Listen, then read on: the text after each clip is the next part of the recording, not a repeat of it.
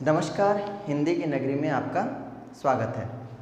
आज जिस विषय को लेके हम हाजिर हैं वह विषय है रैदास के पद, जो कक्षा 9वीं की काव्य खंड का प्रथम पाठ है। पाठ को शुरू करने से पहले हम कवि के बारे में कुछ महत्वपूर्ण बातें जान लें। इनका पूरा नाम था, ऐसे तो रैदास के नाम से हम लिखते हैं देखते हैं, पर इनका पूरा नाम था रविदास, सन रविदास। ठीक है। इनका जन्म 1388 में और इनकी मृत्यु 1518 में हुई थी। इनकी भाषा की बात करें तो इनकी भाषा जो है वो ब्रज भाषा है, सरल सहज ब्रज भाषा, जो आम लोगों के समझ में आ सके। इनके समय की बात करें तो ये भक्ति काल के निर्गुण भक्ति शाखा के कवि थे। मूर्ति पूजा या जो बाह्य आडंबर जो होता है उसमें इनका विश्वास नहीं था। ये आपसी भाईचारा और मानवता को महत्व देते थे। आइए हम लोग एक बार सस्वर रैदास जी के पद का वाचन करते हैं। अब कैसे छूटे राम नाम रट लागी, प्रभु जी तुम चंदन हम पानी, जाके अंग अंग बास समानी। प्रभु जी तुम घन बन हम मोरा, जैसे चितवत चंद चकोरा।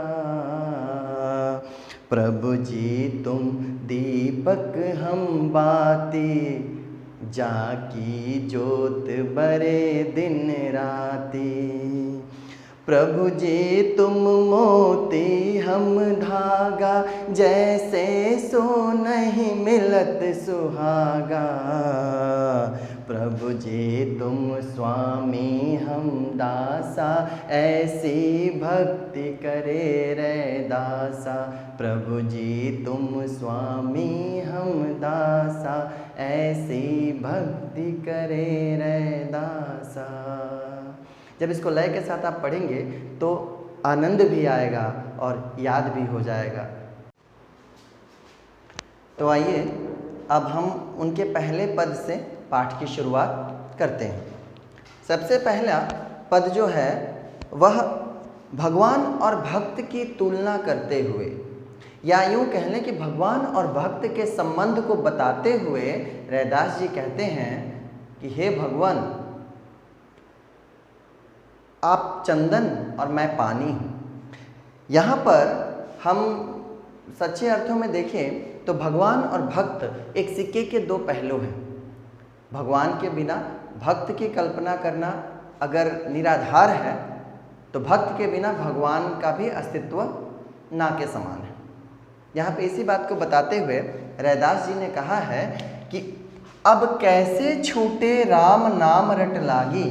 हे प्रभु, हे ईश्वर, ये जो आपके नाम रटने की जो आदत हो गई है, आपके नाम लेने की जो प्रवृत्ति हो गई है, आपके नाम लेने की जो मेरी एक आदत बन चुकी है, अब कैसे छूटेगी? क्यों? क्योंकि प्रभु जी तुम चंदन हम पानी। प्रभु जी आप क्या हो? चंदन हो। चंदन क्या होता है? बहुमूल्य होता है ना, काफ़ी मूल्यवान होता है। अब पानी तो प्रकृति की देन है, लेकिन तो यहाँ पे ईश्वर को चंदन और स्वयं को कवि पानी बताता है ना। भगवान को चंदन और भक्त पानी है। जाकी अंग अंग बास समानी। लेकिन चंदन को जब हम पानी में मिला देते हैं तो क्या होता है कि पानी में भी खुशबू आ जाती है। पानी के भी तरह तरह के जो चंदन का जो गंध है वह पानी में भी मिल जाता है। ठीक, यानी भगवान की जब कृपा हो जाती है, भगवान जब भक्त में शामिल हो जाते हैं, तभी तो भक्त का महत्व बढ़ जाता है। ठीक है। उसके बाद कहते हैं प्रभु जी तुम घन बन हम मोरा, कि हे प्रभु आप घन हो, है ना, आप बादल हो, मैं मोर हूँ। जिस प्रकार बादल को देख के मोर प्रफुल्लित हो जाता है और नाचने लगता है, उसी प्रकार मेरा मन भी जब अपने प्रभु को देख लेता है, मेरा मन भी जब अपने प्रभु के सानिध्य में रहता है तो वह भी नाचने लगता है। उसके बाद कहता है जैसे चितवत चंद चकोरा, जैसे चकोर पक्षी होता है जो टकटकी लगाए आसमान में चांद को निहारते रहता है, हे प्रभु हे ईश्वर मैं भी आपके आस में बैठा रहता हूँ। प्रभु जी तुम दीपक हम बाती, प्रभु जी आप दीपक हैं, है ना, और मैं क्या हूँ, मैं उसमें जलने वाली एक बाती मात्र हूँ। देखिए हमेशा याद रखिए दीपक चाहे सोने का ही क्यों ना हो जाए, परंतु उसमें जलने वाली वह कपड़े या रुई की बाती ही काम आती है ना। तो ईश्वर को कहता है कि हे प्रभु आप जो हो दीपक हो और मैं उसमें जलने वाला बाती मात्र हूँ। जाकी ज्योति जरे दिन राति, दिन और रात यानी ईश्वर के नाम की ज्योत, ईश्वर के नाम की जो महिमा है वो उस बाती के माध्यम से, भक्त के माध्यम से दिन रात ही जलते रहती है। आप देखिए हर जगह पे ईश्वर को महत्वपूर्ण जरूर बताया है, परंतु हर जगह हम देखें तो एक के बिना दूसरे का अस्तित्व पे हम सवालिया निशान लगा सकते हैं। अर्थात भक्त और भगवान दोनों ही एक सिक्के के दो पहलू हैं, एक के बिना दूसरे की कल्पना करना संभव नहीं है।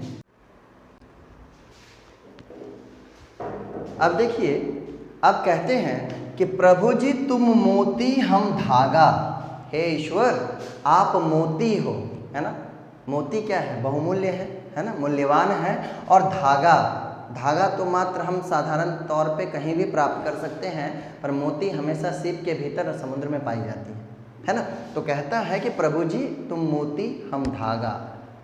जिस तरह से हम कह सकते हैं कि मोतियों की माला जब बनती है, जब माला बनाई जाती है, बिना धागे के मोतियों की माला बनाना संभव नहीं है। लेकिन जैसे ही हम कभी दुकान में जाते हैं मोतियों की माला खरीदने, तो हम उससे ये नहीं कहते कि भैया हमें मोतियों और धागे की माला दीजिए, बल्कि हम ये कहते हैं कि भैया हमें मोतियों की माला दीजिए। अर्थात क्या है, धागे में मोतियाँ पिरोई जरूर जाती है मगर महत्व उसकी मोतियों से है। तो देखिए हर जगह हम पाते हैं कि भगवान को अपने से श्रेष्ठ तो बताते हैं कवि, लेकिन भक्त के जो महत्व है उसे वो कम नहीं होने देते।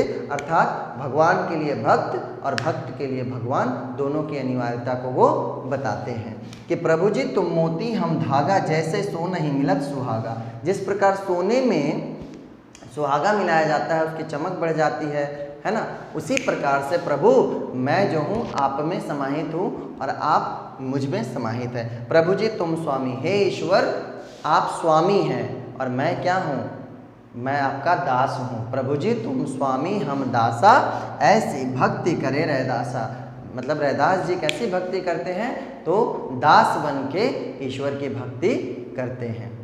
इस पूरे पद में हमने क्या पढ़ा, तो हमने ये पढ़ा कि भगवान और भक्त की तुलना करते हुए रैदास जी बताते हैं कि भक्त के लिए भगवान और भगवान के लिए भक्त दोनों ही ज़रूरी है।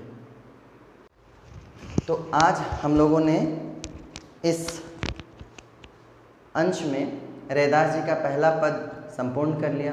आशा है आप लोगों को समझ में आई होगी। हमें कमेंट ज़रूर करें कि आप समझ पा रहे हैं या नहीं, और क्या हम बेहतर कर सकते हैं। और साथ ही साथ चैनल का सपोर्ट करें, लाइक एंड सब्सक्राइब ज़रूर कर लें, ताकि आने वाले समय में आपके पाठ से संबंधित विभिन्न प्रकार के वीडियोज़ हम ला सकें और हमारा भी उत्साह वर्धन हो। तब तक के लिए धन्यवाद। जय हिंद।